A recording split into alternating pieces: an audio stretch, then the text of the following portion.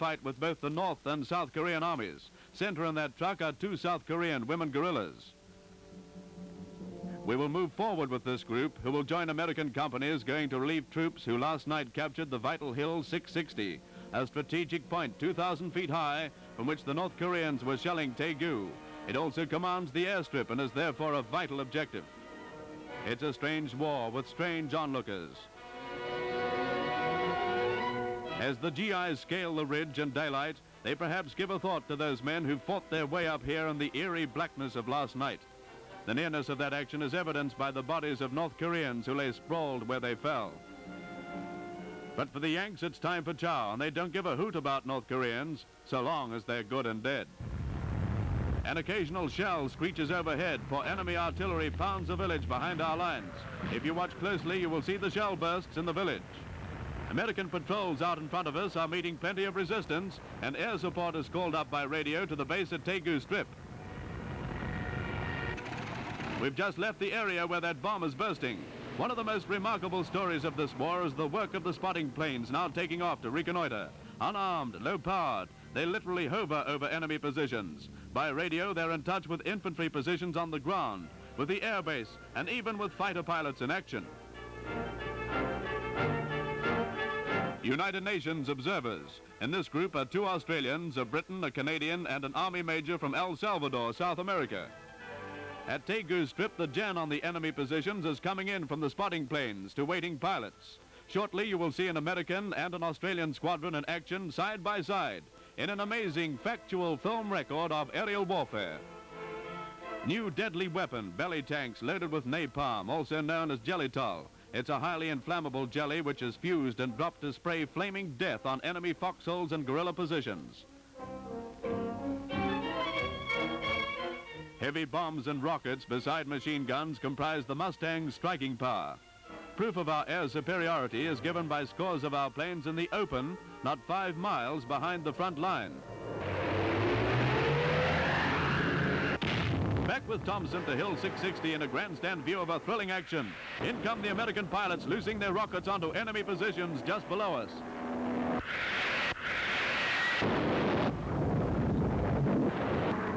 With machine guns blazing, the Yanks fly their planes superbly in dangerous flying country.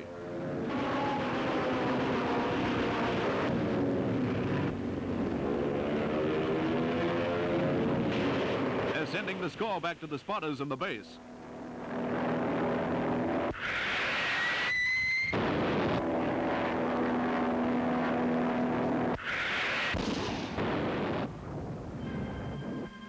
Down in the valley towards Daegu, a few North Korean prisoners are straggling back.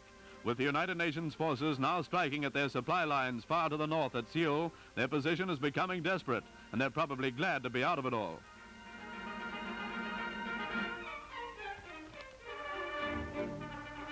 First pictures of British troops in action in Korea.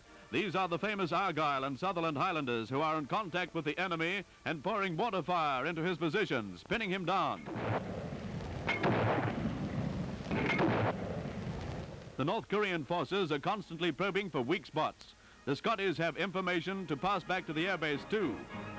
And now it's the turn of 77 Squadron, Australian Air Force, to take the air and be in the blue, as they would say in Australianese. And what a blue it is.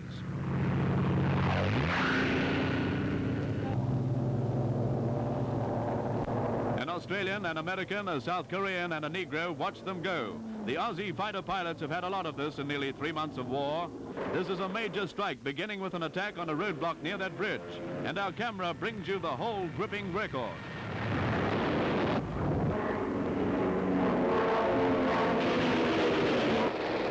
There's an ack-ack position in the center of that town, and plenty of stuff is being thrown up at us.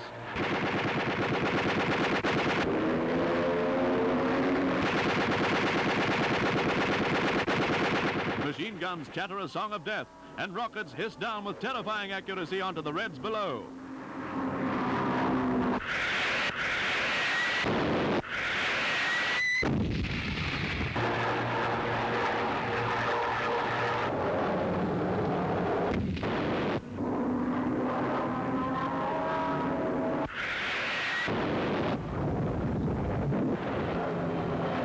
It is with deep regret that we chronicle the fact that it was in this actual action the 77 Squadron's brilliant leader, Wing Commander Lou Spence, was shot down and killed. The Aussie pilots dived low, almost to the floor of the valley, taking incredible risks, for there's plenty of ground fire these days. It was that which took Spence to his death.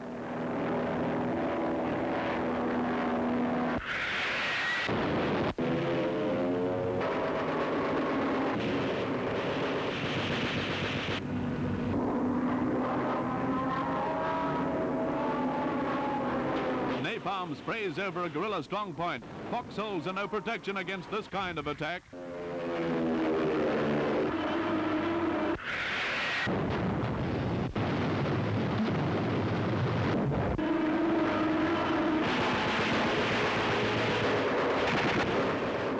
Such is war in Korea, with the world praying that it may not spread beyond the borders of this tortured country.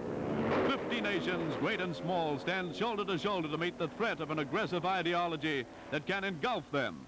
The democratic peoples must fight and continue to fight until the grim red shadow that shrouds the world is dispelled. They cannot afford to lose.